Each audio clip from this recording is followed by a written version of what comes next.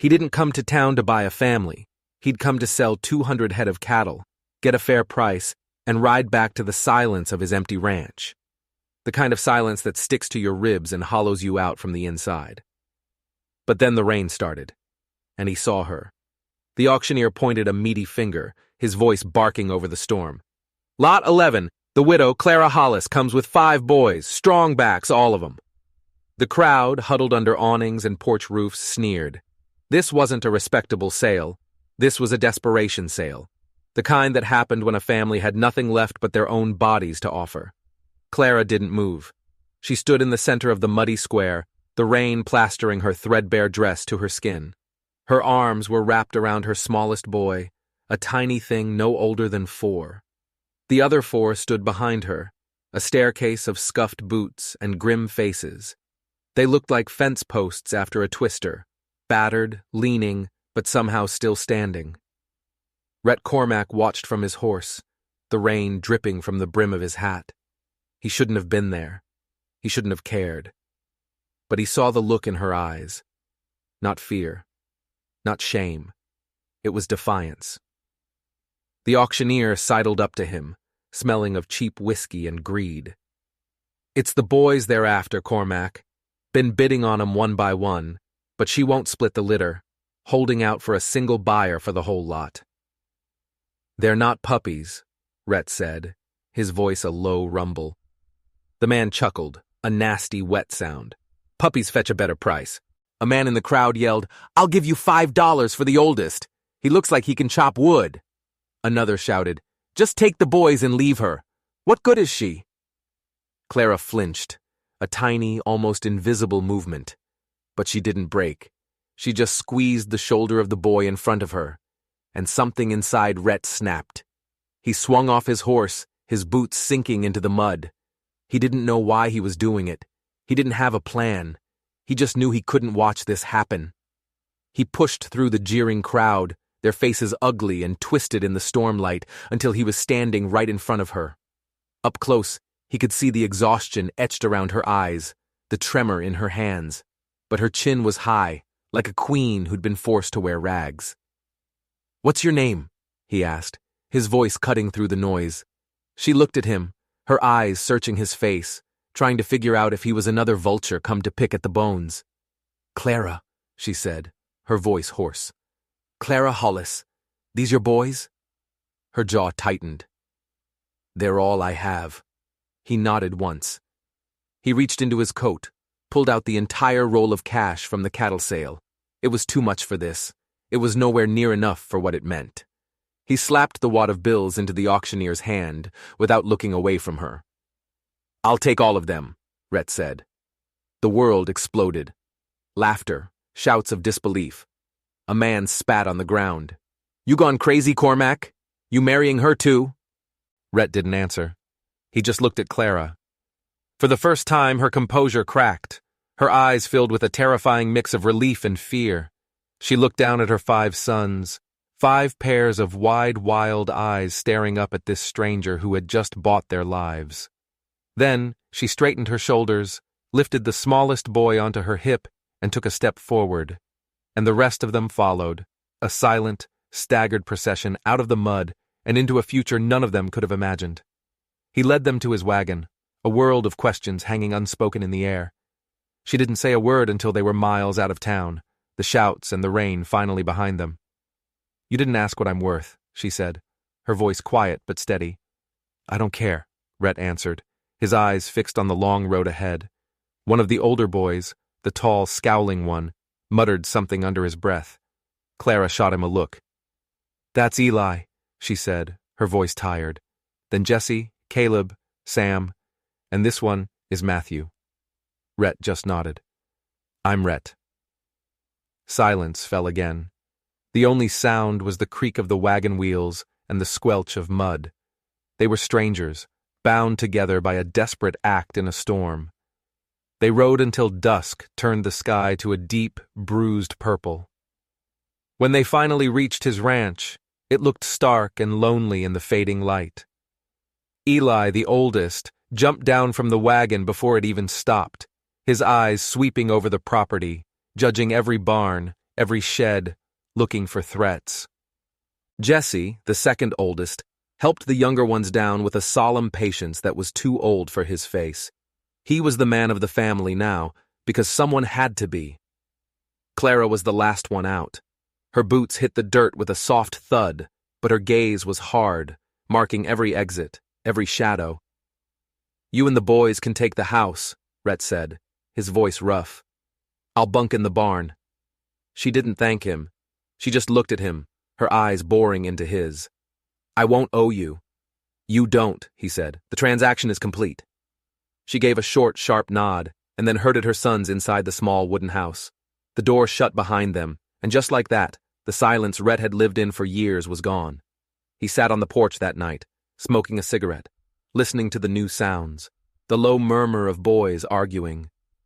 Clara's voice, sharp and soft at once, hushing them. The house, which had been a tomb for so long, was now breathing. He tried not to remember another sound. The sound of a little girl's laughter. The sound of his wife calling his name. He tried not to remember the fever that had taken them both in the same week, leaving him with nothing but the silence and the ghosts. A coyote howled on the ridge. Inside the house, a family of strangers was trying to figure out if they had been saved or just sold to a new master. And Rhett Cormack, the man who had bought them, had no idea what he had just unleashed. The next morning, Rhett was up before the sun, but the boys were already outside. It was in their blood, the need to work, to earn their keep. Eli was splitting kindling with a grim efficiency. Jesse was hauling water from the well. They moved like they'd been doing chores on this ranch their whole lives. Rhett didn't stop them. He just watched. Clara was a whirlwind inside the house.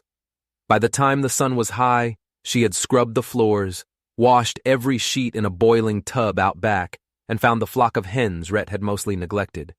She moved with a purpose that was both fierce and heartbreaking. She found him by the corral, her hands on her hips, her face slick with sweat. "You plan on working us to death to get your money's worth? You plan on running?" he shot back. Her eyes flashed. "Not with 5 boys and no place to go. Don't mistake my situation for my character." He just nodded. The air between them was thick with things unsaid. Later, he found Jesse trying to fix a broken gate. The boy was holding the hammer all wrong, his small hands struggling, but his face was set with determination. Rhett walked over, and without a word, took the hammer, adjusted Jesse's grip, and showed him how to drive the nail straight. Jesse didn't say thank you. He was too proud. But he didn't pull away either. He just watched and learned. That night, as the sun bled orange and purple across the horizon, Rhett was in the barn, forking hay to the horses. The light from his lantern cast long, dancing shadows on the walls. He felt a small tug on his coat. He turned. It was Matthew, the youngest, the one who had clung to his mother's skirt through the whole ordeal. He barely came up to Rhett's knee. The boy looked up at him, his eyes wide and serious in the dim light, his small mouth forming a word he probably hadn't said in a long, long time. "Pa?" The word wasn't a question. It was a statement. A fact. Rhett froze. The pitchfork in his hands felt impossibly heavy. Every muscle in his body went rigid. The sound of his own breathing was deafening in the sudden quiet of the barn. He looked down at the small face, at the innocent, trusting eyes. And in that moment, the ghosts of his own daughter, his own past, rose up and choked him. He looked past the boy, toward the house, and he saw her, Clara, standing in the doorway, a silhouette against the warm light from inside. Her hand was pressed to her mouth, her body perfectly still. She had heard it too, the single word that had just changed everything, the word that could either build a bridge between them or burn the whole fragile structure to the ground. And in her eyes, Rhett saw the same shock, the same terror, that he felt in his own heart. She didn't know if she had just found a father for her sons, or if she had just lost them all over again. Clara didn't move from the doorway. Rhett could feel her gaze on him, heavy as a stone. He knew what he should do. He should correct the boy, gently. Tell him he wasn't his father. Put the boundaries back up where they belonged. But the word, Pa, It echoed in the empty places inside him. He crouched down, bringing himself to Matthew's level. The boy smelled of soap and wood smoke. "You call me what your mama tells you to, all right, son?" Rhett said, his voice softer than he intended. Matthew's brow furrowed in confusion. "But Jesse said you bought us. He said that makes you the boss."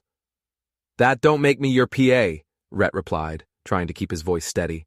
"Doesn't make me much of anything yet." He heard Clara let out a slow breath. It wasn't relief. It was something else, the sound of a woman holding on by a thread. Rhett stood up. The boy, satisfied for the moment, toddled back toward the house and his mother. Clara caught him, her hand resting on his head, but her eyes were still locked on Rhett. "I didn't teach him that," she said, her voice barely a whisper. "I didn't think you did. I don't want them getting confused." "Neither do I," he said. He gave her a curt nod and turned back to the horses, needing something to do with his hands. But he could feel her watching him until he disappeared into the shadows of the barn. The next few days were stranger still. A routine formed, but the silence between them grew louder. Clara worked relentlessly, reclaiming the neglected house and yard as her own. She unearthed a root cellar Rhett hadn't opened in years and started canning the vegetables from a small, overgrown garden she'd found behind the barn. She was building a home, whether he wanted one or not. The boys were a constant presence. Eli remained distant, watchful, his eyes missing nothing. He'd taken over the maintenance of the tools in the shed, sharpening blades and mending handles with a silent, focused anger. Jesse, though, started following Rhett. He never got too close, but he was always there, on the edge of whatever task Rhett was doing. He'd watch Rhett mend a fence line, his young face a mask of concentration, trying to absorb the knowledge, trying to understand the man who now owned his future. The word Pa was never spoken again. But it was there. It was in the way Caleb and Sam, the middle boys, would stop their roughhousing when Rhett walked by. It was in the way Matthew would sometimes wander toward him, a rock or a leaf in his hand, before seeming to lose his nerve and run back to Clara. They were a family of ghosts, haunting the same space, circling each other, terrified to touch. The fifth night, the silence shattered. A scream tore through the night. It wasn't loud, but it was sharp, jagged, the sound of pure terror. Rhett was out of his bunk in the barn before he was fully awake, his heart pounding in his chest. He ran across the cold, dark yard, the cabin door flying open before him. The scene inside froze him in the doorway. Jesse was sitting bolt upright in his bed, gasping for air, his face pale and drenched in sweat. Clara was kneeling beside him, one hand on his chest, the other smoothing his hair. "It's all right," she was whispering, her voice a desperate, soothing lullaby. "You're here, Jesse.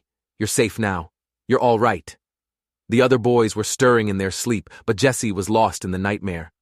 "I saw it again, Ma," he choked out, his voice cracking. "The fire. I saw the fire." Clara closed her eyes, a wave of pain washing over her face. "I know, baby, I know." "He was yelling," Jesse sobbed, his small fists clenched in the quilt. "Pa was yelling, and then the roof. It was just screaming and smoke. I can still smell it, Ma. I can't stop smelling the smoke." Rhett backed away from the door, his own breath catching in his throat. He retreated into the darkness, the boy's words echoing in his ears. A fire. That's how they'd lost their home. That's how they'd lost their father. He didn't go back to sleep. He sat on the porch steps, watching the house, listening to the muffled sounds of a mother comforting her traumatized son. And he finally understood. He hadn't just bought a widow and 5 boys. He had bought a family that had walked through hell, and the smoke was still clinging to them. The next morning, Jesse wouldn't look at him. A wall of shame and fear had gone up around the boy. Rhett didn't push. He just gave him space. But that evening, Rhett went into the tack room and pulled out a spare saddle, small and worn. He found Jesse by the woodpile and held it out to him. The boy stared at the saddle, then at Rhett, his eyes wide with suspicion. "I don't know horses," he mumbled. Rhett just shrugged. No better time to learn. They worked together in the fading light, oiling the old leather, checking the straps. Rhett's hands moved with a familiar rhythm, and he explained each part of the saddle, his voice low and patient. Jesse didn't say much, but he listened. For the first time, he didn't flinch when Rhett's hand brushed his as he pointed out a worn buckle. When they were finished, the boy lingered. The whole ranch was quiet, settling into the night. "My PA! He was scared," Jesse blurted out, the words rushing out of him. "When the fire started, he got us out, but the smoke, it was so fast. He ran back in for Matthew." Jesse's voice broke. "He never came out." Rhett felt that old, familiar ache in his own chest, the ache of loss. He swallowed hard. "I know what it's like to lose someone," he said, his voice thick. Jesse looked up at him, his eyes shining with unshed tears. "You ever lose anyone in a fire?" "No," Rhett said softly, "but I've lost." It was an admission, a bridge, a tiny flicker of light in the darkness that separated them. They didn't speak again, but as they walked back toward the house, Jesse walked beside him, not behind. A small change, but it felt monumental. They thought they had found a fragile piece, a small patch of solid ground. They were wrong. The next morning, a wagon rattled up the lane. Rhett saw it from the field, and his gut tightened. It was Sheriff Eames, a man with a sour face and a long memory, and he wasn't alone. Clara was on the porch before the wagon even stopped, her back ramrod straight. "Sheriff," she said, her voice cold as ice. "Ma'am," he replied, tipping his hat without a hint of warmth. He held up a folded piece of paper. "Got word from the judge down in Dunn's Crossing.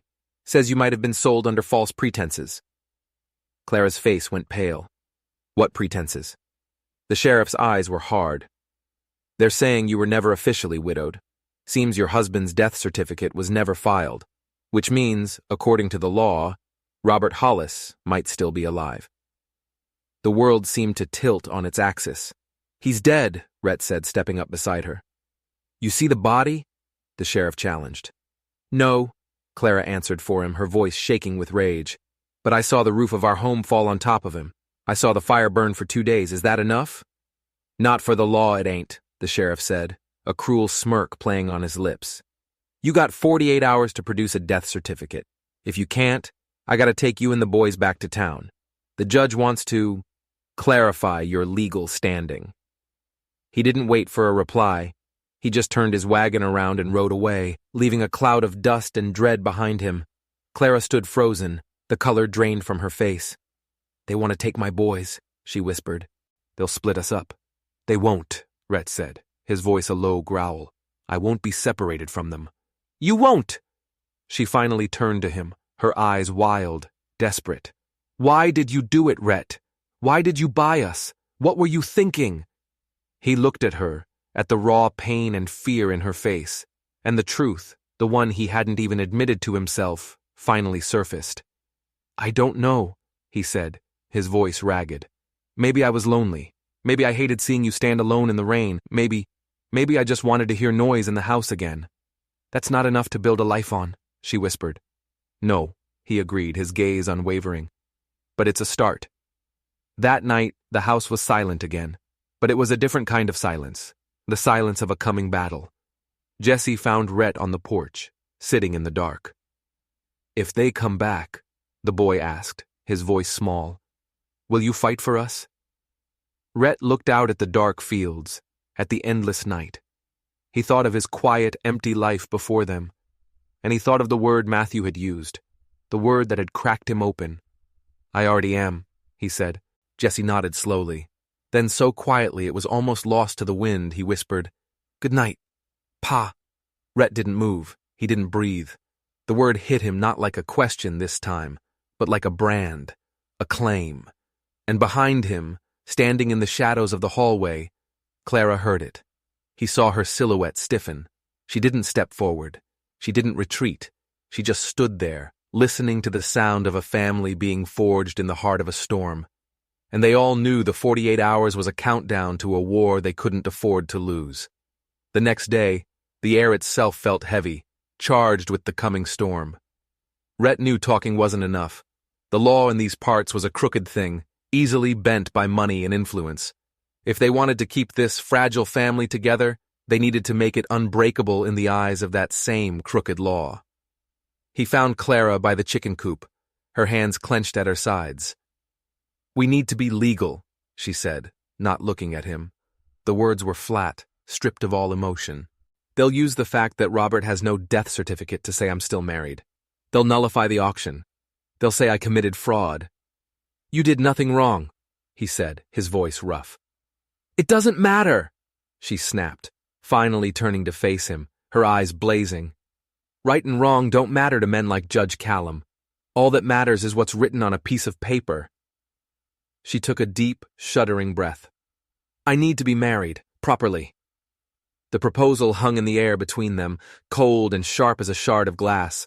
This wasn't about love or even affection. This was about survival, a strategic move on a battlefield. "You want to marry me?" Rhett asked, the words feeling foreign in his mouth. "To make it official?" "I want to keep my sons," she corrected him, her voice steely. "In my world right now, that's the same thing."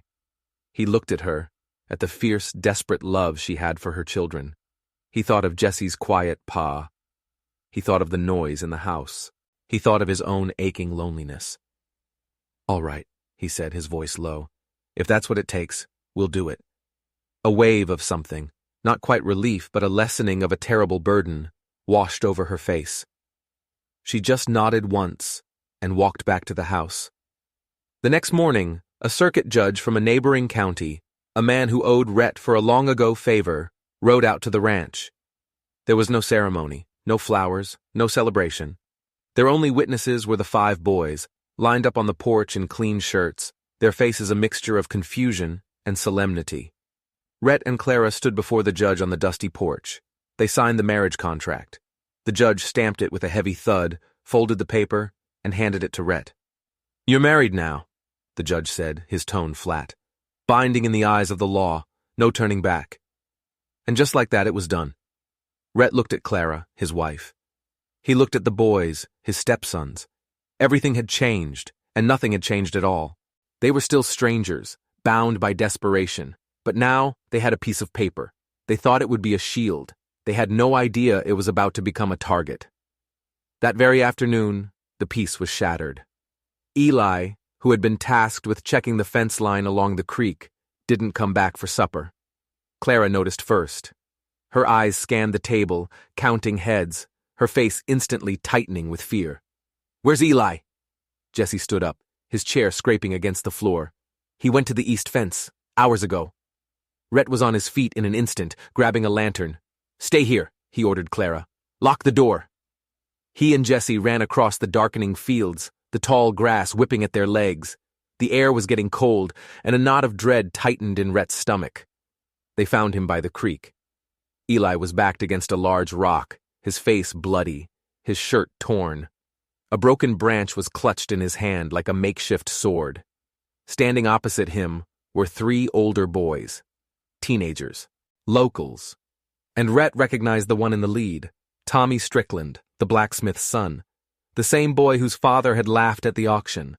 The teenagers scattered like rats the moment they saw Rhett's silhouette against the twilight, disappearing into the woods. Rhett rushed to Eli's side. The boy was shaking, not from cold, but from a white-hot rage.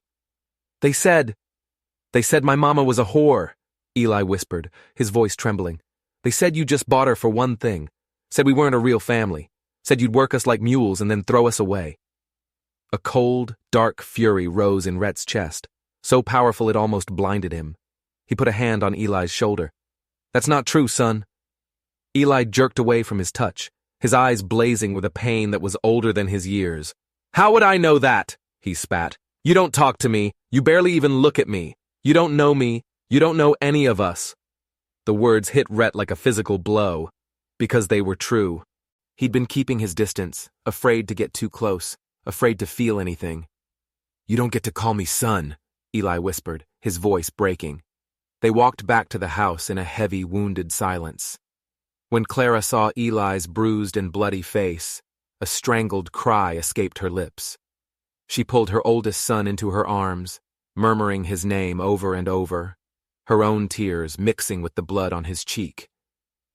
Later that night, long after the house had gone quiet, Rhett stood on the porch, staring out into the darkness. Clara came out and stood beside him. "He's not wrong, you know," Rhett said, his voice hollow. About me. I don't think any of us know what we're doing, she replied softly. We're just surviving. They think I only bought you for labor, he said, turning to face her in the moonlight. I know you've thought it too. She was quiet for a long moment. I think you bought us because you were lonely, she said, her voice barely a whisper. I think you didn't expect to care about us, and now you do. And you're terrified. Before he could answer, the night was split by the sound of approaching hoofbeats. Fast, urgent, a lone rider galloped into the yard. It was Deputy Hanley, one of the men who'd been with the sheriff. His face was grim. Rhett, Strickland's father is telling everyone in town you threatened his boy. He's rounded up some of his cronies. They're drunk and they're angry. They're talking about coming out here tonight to teach you a lesson. The threat was no longer just whispers and legal papers. It was coming for them. Now. Get the boys in the root cellar, Rhett said to Clara, his voice calm and deadly. He walked to the wall by the door and took down the heavy rifle that had hung there, untouched, for years. What are you going to do? She asked, her eyes wide with terror. He looked at her, then at the house full of sleeping boys who were now, by law and by choice, his responsibility. The transaction is complete, he said, his voice like flint. And I protect what's mine. The war had just arrived on his doorstep. Rhett didn't have to wait long. He could hear them before he could see them. A drunken chorus of shouts and jeers carried on the night wind. He stood on the porch, rifle in hand, the lantern by the door casting a single defiant pool of light in the vast darkness. Clara had taken the boys to the root cellar, the heavy wooden doors now bolted from the inside, all except one. I'm not hiding, a voice said from the shadows. Eli stepped out of the darkness, a heavy axe clutched in his hands. His face was still swollen, but his eyes were clear and hard as diamonds. They hurt my family. I'm not hiding. Rhett looked at the boy, at the fierce, desperate loyalty in his eyes. He saw a mirror of his own resolve. He gave a single, sharp nod. Stay behind me. Moments later they emerged from the darkness, a dozen men on horseback led by Hank Strickland, the blacksmith. Their faces were flushed with whiskey and self-righteous anger. They carried torches, and the flickering light danced on the barrels of the guns they held. Cormac! Strickland bellowed, his voice slurring. We heard you put your hands on my boy. We're here to collect payment. Your boy and his friends cornered my son by the creek. Rhett's voice cut through the night, cold and steady. They drew first blood. You need to turn your horses around and ride home before you do something you can't take back. A man in the crowd laughed. Look at him! Thinks marrying some auction house trash makes him a family man.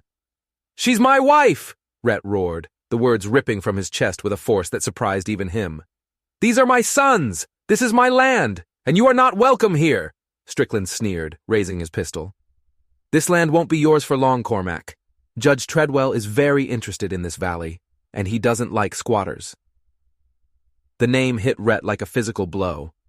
Judge Treadwell, the most powerful and most corrupt man in the county. Suddenly it all made sense. The legal challenges, the sheriff's visit, Strickland's aggression. This wasn't just about a schoolyard fight or a questionable marriage. This was about his land, and they were using his new family as a weapon to take it from him. You won't get it, Rhett said, raising his own rifle. We'll see about that, Strickland snarled, and he fired his pistol into the air. That's when all hell broke loose. One of the men threw his torch. It arced through the air, a flaming comet of hate, and landed squarely on the dry roof of the barn.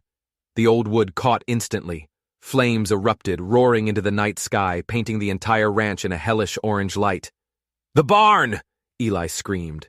But it was too late. The fire spread with terrifying speed. In that moment of distraction, Strickland and his men charged forward. Rhett fired a warning shot over their heads, the sound cracking like thunder. Get off my property! But they were drunk, and they were a mob. They swarmed the yard. Rhett slammed the butt of his rifle into the chest of one man, sending him sprawling. Eli swung the heavy axe, not to kill, but to defend, keeping two men at bay near the porch steps. It was chaos. Shouting, smoke, the roar of the fire, the terrified whinnying of the horses trapped in the burning barn. Then, a new sound. A shot. Not from Rhett's rifle. Hank Strickland crumpled from his horse, clutching his leg, a dark stain spreading across his trousers. Everyone froze. Standing in the open doorway of the house, silhouetted against the fire, was Clara. In her hands, she held an old, long-barreled pistol Rhett hadn't even known she owned. Smoke curled from the barrel. Her face was a mask of cold fury. "Get off our land," she said, each word a piece of ice. The fight went out of the mob. Seeing their leader down, facing a woman with a gun and a man who wouldn't back down, their drunken courage evaporated. They scrambled to grab Strickland, hauling him onto a horse, and retreated back into the darkness from which they came, leaving the burning barn behind them. Rhett, Eli, and Clara stood in the yard, breathing heavily, watching them go. The barn was now fully engulfed, the roof collapsing in a shower of sparks and embers. They had won the battle, but the fire was still raging, and they had just shot the blacksmith in front of a dozen witnesses. Rhett looked at Clara, at the pistol still gripped in her hand. He looked at Eli, standing guard over his mother. He looked at the smoking ruins of his barn. The war was far from over. In fact, it had just truly begun. The ashes of the barn were still smoldering when the law arrived the next morning. This time it wasn't just Sheriff Eames. It was the infamous Judge Treadwell himself, a large, imposing man with eyes like cold chips of granite. He wasn't there to investigate the attack. He was there to deliver the verdict. He held up a stack of papers. "Rhett Cormack, you are under arrest for the attempted murder of Hank Strickland. Clara Cormack, you are an accessory. Your so-called marriage is hereby declared invalid on the grounds of bigamy and fraud. Custody of the minor children will be transferred to the state, pending placement." It was a perfectly executed trap. Every word was a nail in their coffin. "You can't do this!" Clara cried out, her voice raw. "They attacked us! They burned our barn!" "According to a dozen witnesses," Treadwell said, his voice dripping with false authority, "Mr. Strickland and his associates were paying a neighborly visit when you and this man assaulted them without provocation. As for the fire, it was clearly an accident caused by your own negligence." It was a lie, a brazen, soul-crushing lie. Rhett felt the world closing in. He was out of options, out of time. They were going to be torn apart, the boys sent away, Clara and him thrown in jail. The land would go to Treadwell. The game was over. But then, something unexpected happened. A voice, quiet but firm, cut through the tension. "That's not what happened, Your Honor." Everyone turned. Deputy Hanley, the young deputy who had been silent during all the previous visits, stepped forward. He took off his hat and held it in his hands, his face pale but determined. "Sir?" Treadwell said, his eyes narrowing dangerously. "I was on patrol last night," Hanley said, his voice growing stronger. "I saw Mr. Strickland and his men ride out here. I saw their torches. I followed them. I saw them set the fire. I saw Mr. Cormack and his wife acting in self-defense of their lives and property." A stunned silence fell over the yard. Sheriff Eames looked like he'd swallowed a hornet. Treadwell's face turned a deep, furious red. "Deputy, you are mistaken. You are jeopardizing your career." "Maybe," Hanley said, looking the judge straight in the eye. "But I took an oath to uphold the law, not the whims of powerful men." It was a stunning act of courage, but it still might not be enough. It was his word against a dozen others. But Hanley wasn't finished. He reached into his pocket and pulled out something small and metallic. "I also found this near the barn where Strickland's men were standing. It's a custom flask, with Hank Strickland's initials engraved on it. But the real bombshell was yet to come." "And that's not all," Hanley said, his voice ringing with conviction. "After the incident, I went back to town and did some digging. I went through the old county records, the ones from before the courthouse fire a few years back." He looked directly at Clara. "Ma'am, your first husband, Robert Hollis, he didn't just die in a fire. The records show he owed a substantial amount of money, a gambling debt." He paused, then delivered the final devastating blow, looking directly at Judge Treadwell. "He owed the money to you, Your Honor, and to Hank Strickland. The deed to your family's original farm was signed over to the judge the day before the fire that killed your husband, a fire that was never properly investigated." The truth exploded into the open. The fire that killed Clara's husband wasn't an accident. It was a murder, a land grab, and Treadwell and Strickland were behind it all. They had been trying to do the exact same thing to Rhett. They wanted the land, and they were willing to destroy a family, 2 families, to get it. Treadwell was speechless, his face a mask of pure, unadulterated fury and shock. The hunter had just become the hunted. And in that moment, another voice joined the chorus. "He's right!" Everyone turned. Eli stepped forward, his face streaked with soot and tears, but his voice was steady. He held up a small, intricately whittled object. It was a wooden bird. "My father, he made these," Eli said, his voice thick with emotion. "The night of the fire, Mr. Strickland and another man came to our house. They were yelling at my PA about money, about the land. I was hiding. I saw them knock over the lantern as they left." It was the final nail in the coffin, the testimony of a child backed by the evidence of a brave deputy. The conspiracy unraveled right there in the dusty, smoke-filled yard. Judge Treadwell, the most powerful man in the county, was exposed as a thief and a murderer. Sheriff Eames, seeing which way the wind was now blowing, suddenly found his conscience. He placed a hand on a sputtering, defeated Treadwell. "Judge," he said, his voice grim, "I think you need to come with me." The battle was over. The war was won. Months later, the autumn sun cast a warm golden glow over the valley. A new barn, built with the help of grateful neighbors, stood tall and proud where the old one had burned. The sound of laughter, real and unrestrained, echoed from the porch. Rhett was teaching Matthew, the youngest, how to ride a small pony in the corral. The boy's squeals of delight were the sweetest music he had ever heard. Jesse was helping Eli repair the very same fence they had found him at, working side by side, no longer a boy playing a man's role, but a young man learning from his older brother. Caleb and Sam were chasing chickens in the yard, their energy endless. Clara stood on the porch, watching them. A real smile, one that reached her eyes, lit up her face. She was no longer the haunted, desperate woman from the auction. She was home. Rhett looked up and caught her eye. He smiled back. No words were needed. The silence between them now wasn't filled with tension or unspoken questions. It was filled with a quiet, hard-won peace. He hadn't gone to town to buy a family. He'd gone looking for a way to fill an emptiness inside him. And in the most unexpected way imaginable, he had. He hadn't just bought a widow and 5 boys. He had found his life. They had saved each other. They were stitched together by desperation, fire, and fury, but they were a family, real, unbreakable. If this story of a family forged in the fires of adversity and the courage of an ordinary man moved you, don't forget to hit that subscribe button and ring the bell for more true stories of justice and redemption. And let us know in the comments, what does the word family truly mean to you?